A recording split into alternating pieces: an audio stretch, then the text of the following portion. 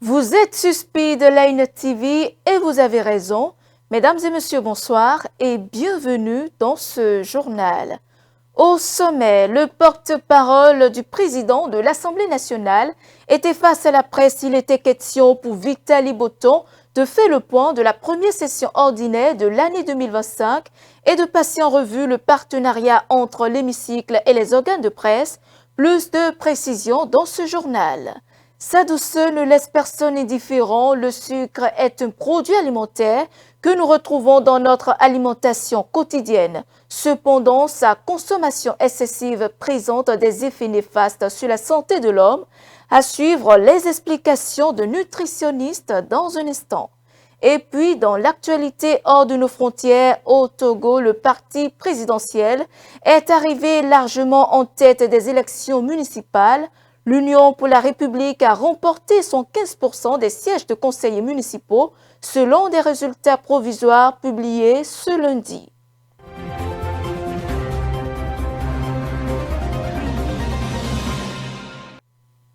C'est un plaisir de vous retrouver, chers téléspectateurs. Nous démarrons cette édition avec l'actualité parlementaire, le bilan de la première session ordinaire de l'année 2025 et l'état du partenariat entre l'Assemblée nationale et les organes de presse. Ce sont les deux grands points autour desquels le porte-parole du président de l'Assemblée nationale, Vitali Botton, a axé son intervention au cours de la rencontre avec les hommes des médias à Porto Novo.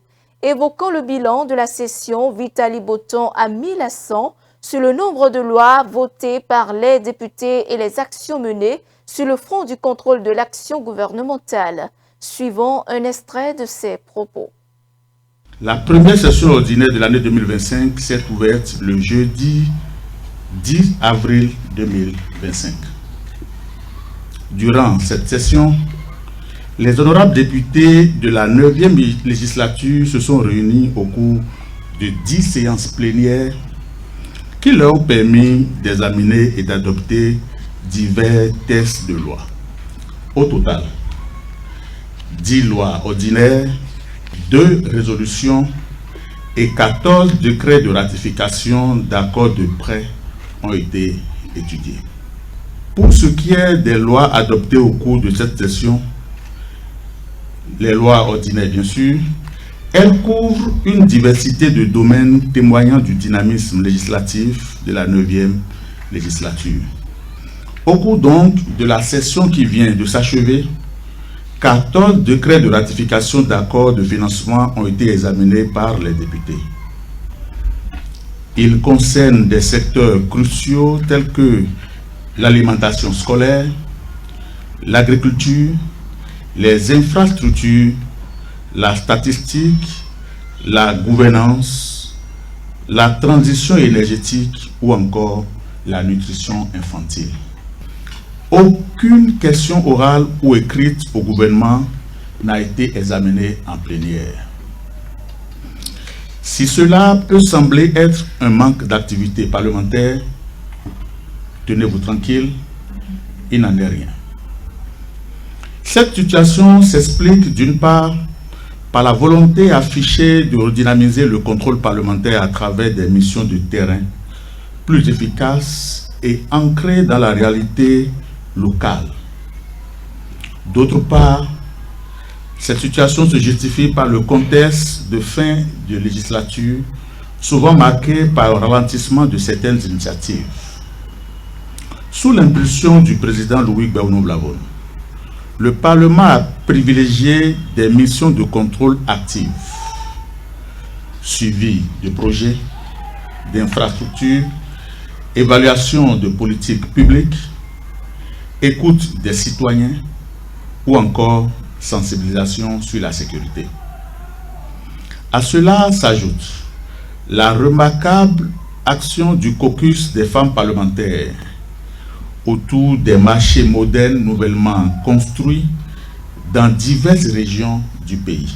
Conscient toutefois de l'équilibre à maintenir entre les différents mécanismes de contrôle, le bureau de l'Assemblée nationale travaille à renforcer la complémentarité aussi bien entre les missions de terrain que les questions en plénière au cours des sessions à venir. La première session ordinaire de l'année 2025 s'achève sur une note d'intense satisfaction. Elle aura été d'une richesse remarquable tant sur la qualité des tests adoptés que par la dynamique du contrôle parlementaire et la vitalité des actions de coopération et de diplomatie parlementaire menées. Tout cela n'aurait été possible sans le leadership éclairé et méthodique du président de l'Assemblée nationale, l'honorable Louis Gbéonou-Vlabonou, dont la vision et le sens élevé de l'intérêt général continuent d'imprimer à notre institution une trajectoire de progrès et de crédibilité. À la tête du Parlement béninois depuis bientôt 7 ans, il incarne avec humilité, mais avec fermeté, une nouvelle culture parlementaire faite de rigueur, de dialogue, de responsabilité et de modernité. Parlons éducation à présent. Depuis 2016, le gouvernement béninois a engagé une série de réformes pour redynamiser le sous-secteur des enseignements maternels et primaires. Parmi celles-ci, on peut citer le programme national de cantine scolaire ainsi que plusieurs autres initiatives visant à améliorer les conditions d'apprentissage. Au cours d'une émission télévisée, la chargée de communication au ministère des enseignements maternels et primaires, Aminata Dia, a dressé un bilan des progrès réalisés dans ce domaine. Suivons son intervention. Il y en a eu des réformes, il y en a eu beaucoup. D'abord, l'accès.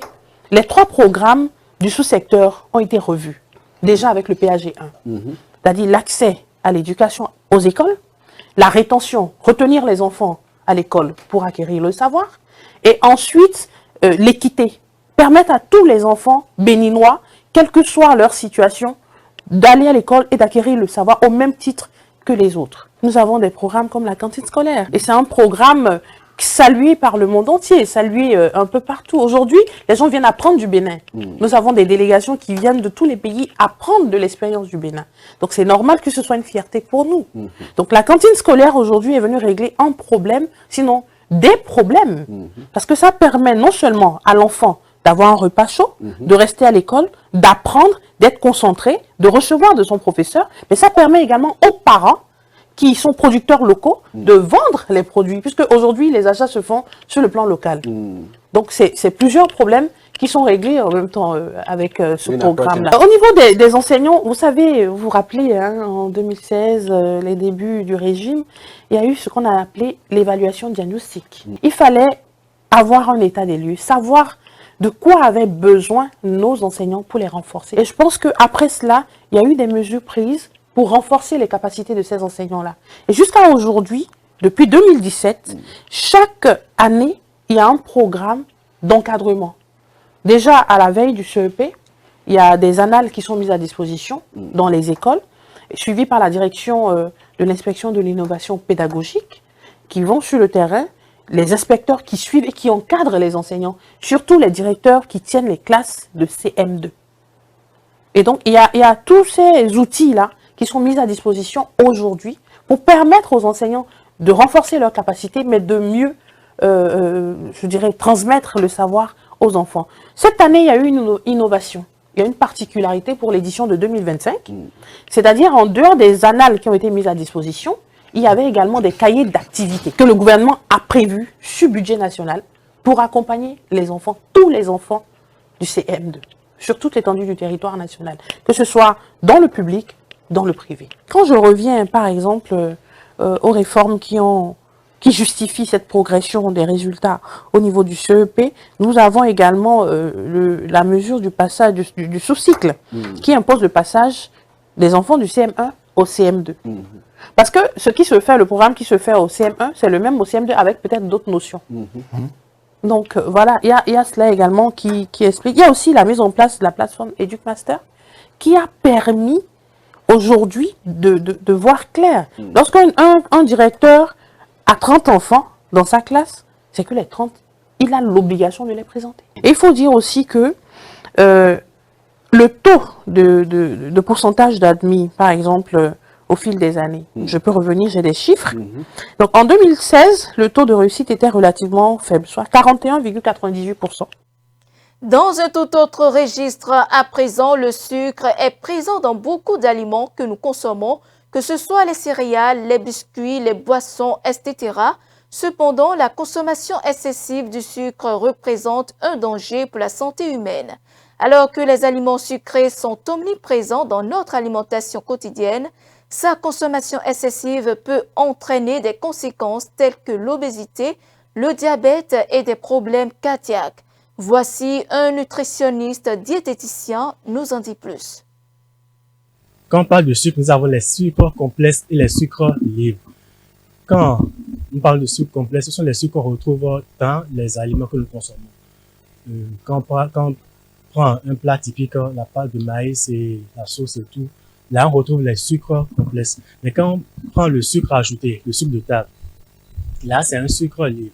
Le pancréas va sécréter l'insuline qui va favoriser l'absorption de ce sucre-là, c'est-à-dire le passage du sucre du sang au niveau des cellules.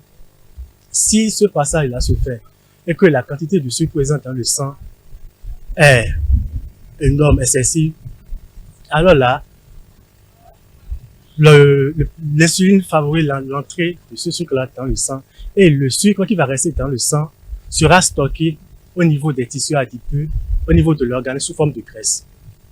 Ce graisse-là va favoriser un surpoids, à la longue l'obésité, qui est en quelque sorte un facteur de risque pour les maladies. Chaque individu a un besoin énergétique donné journalier. Donc, tout ce que l'homme doit consommer en une journée, ça doit être quantifié. Ce besoin-là est en quelque sorte généralisé pour tout le monde. Mais ça devient spécifique quand l'individu exerce une profession donnée, a une activité donnée qui lui demande une dépense d'énergie donnée. Donc, quand la personne dépense plus d'énergie dans ses activités, alors ce besoin énergétique-là sera quantifié, sera ajouté à ses besoins de base. Le seuil recommandé pour une consommation en sucre par l'OMS est de 25 grammes par jour, ce qui équivaut à 5 morceaux de sucre en termes de sucre ajouté. Maintenant, quand on prend les sucres complexes qui se retrouvent dans les plats quotidiens que nous prenons, ça varie de 45 à 65% de l'apport journalier. C'est-à-dire quand on prend tout ce que l'individu doit consommer tout au long de la journée, les aliments sources de glucides doivent apporter 45 à 65% de l'énergie totale de la journée. L'excès en sucre, ça nuit gravement parce que un individu qui consomme excessivement du sucre, cela va le conduire en fait vers un surpoids. Ensuite, l'obésité qui va survenir car l'excès de sucre sera emmagasiné au niveau de l'organisme sous forme de graisse. Et ces graisses-là vont empêcher l'insuline qui sera sécrétée par le pancréas pour pouvoir métaboliser, pour pouvoir absorber le sucre présent dans le sang. Donc tout cela va conduire au diabète, ensuite à l'hypertension, les maladies rénales et autres. Et ces graisses-là, non seulement seront stockées au niveau des tissus adipeux, mais également au niveau des vaisseaux sanguins, ce qui va augmenter le risque des maladies cardiovasculaires, l'hypertension qui sera présente, l'AVC qui sera aussi à la porte et autres. Donc, en gros, éviter les sucres ajoutés, prioriser les aliments sains, c'est-à-dire les plats équilibrés, les féculents, les aliments sources de glucides, légumes et les protéines. Ensuite, ajouter du fibre et respecter scrupuleusement 2 portions de fruits par jour, c'est-à-dire un en matinée et un autre en soirée.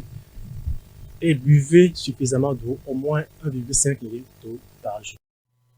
L'actualité hors du Bénin à présent nous conduit donc au Togo. L'Union pour la République, le parti présidentiel, a obtenu 115% des sièges lors des élections municipales du jeudi 17 juillet, selon les résultats provisoires proclamés ce lundi par la Commission électorale nationale indépendante. Conformément aux dispositions constitutionnelles, les résultats provisoires seront transmis à la Cour suprême pour validation. Le reportage. Victoire de l'Union pour la République aux élections municipales. Le parti au pouvoir au Togo a remporté 75% des suffrages lors du scrutin organisé le 17 juillet. L'UNIR a obtenu 1150 sièges sur les 1527 qui étaient en jeu. L'Alliance nationale pour le changement occupe le deuxième rang avec 51 sièges, alors que le taux de participation est de l'ordre de 55,15%. 4,5 millions d'électeurs étaient attendus aux urnes lors de cette élection. Les résultats doivent encore être validés par la Cour suprême togolaise. Les formations politiques disposent de 5 jours pour contester le vote. Plusieurs partis ont d'ailleurs déjà fait savoir qu'ils déposeront des recours. Ces élections se sont déroulées dans un contexte dominé par des manifestations contre le pouvoir et des appels au boycott. Le Cameroun s'apprête à élire son président de la République pour les 5 prochaines années. Ce lundi, l'organe en charge de l'organisation des élections présidentielles a bouclé le dépôt des dossiers de candidature. Les premières nouvelles font état d'un nombre record de près de 80 candidatures enregistrées. Suivons. La campagne de dépôt des dossiers pour les candidats à la présidentielle d'octobre au Cameroun a pris fin lundi. Et le CAM, l'organe en charge des élections dans le pays, a enregistré environ 80 dossiers de candidature, un record. Paul Biya, 92 ans, au pouvoir depuis 43 ans, veut briguer un 8e mandat sous les couleurs du RDPC, alors que Maurice Kamto et Joshua aussi, entre autres, visent aussi le fauteuil présidentiel. Mais pas seulement, des figures peu connues de la scène politique camerounaise ont aussi décidé de se lancer dans la course au vote du souverain primaire. Outre les hommes, des femmes ont aussi soumis leur dossier. La balle est désormais dans le camp de la Cour constitutionnelle qui doit se prononcer sur la conformité des différents dossiers aux normes électorales en vigueur dans le pays. Les juges constitutionnels doivent rendre leur copie dans une dizaine de jours, alors que les différents états-majors politiques croisent les doigts.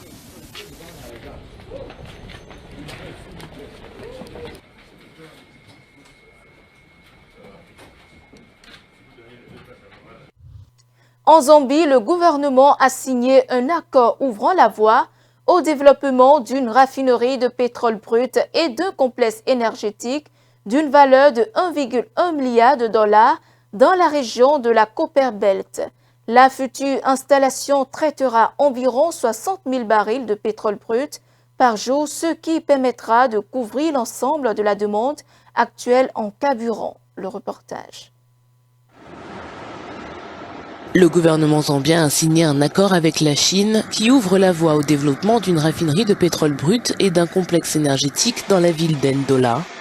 Le coût de l'installation s'élève à 1,1 milliard de dollars pour une raffinerie de pétrole qui traitera environ 60 000 barils bruts par jour. Cette quantité devrait fournir suffisamment de produits raffinés pour satisfaire la totalité de la demande actuelle en carburant de la Zambie. Dans son communiqué publié lundi, le gouvernement zambien espère à long terme que cet accord permettra de futures exportations vers les pays voisins et d'économiser ainsi des millions de dollars par an en importation de carburant. Les autorités espèrent que la construction débutera au 3e trimestre 2025 et que la première phase d'exploitation commerciale sera lancée en 2026.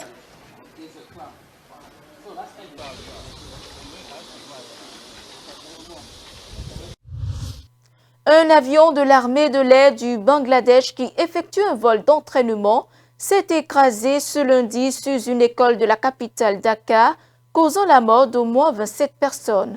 Cette catastrophe aérienne est la plus meurtrière survenue dans le pays depuis des décennies. C'est après moi. Un avion d'entraînement de l'armée de l'air du Bangladesh s'est écrasé sur une école à Dhaka, la capitale, lundi après-midi. Le crash a coûté la vie d'au moins 27 personnes et provoqué un incendie qui a embrasé le bâtiment de 2 étages. Les autorités ont déclaré que le pilote et des étudiants figuraient parmi les victimes.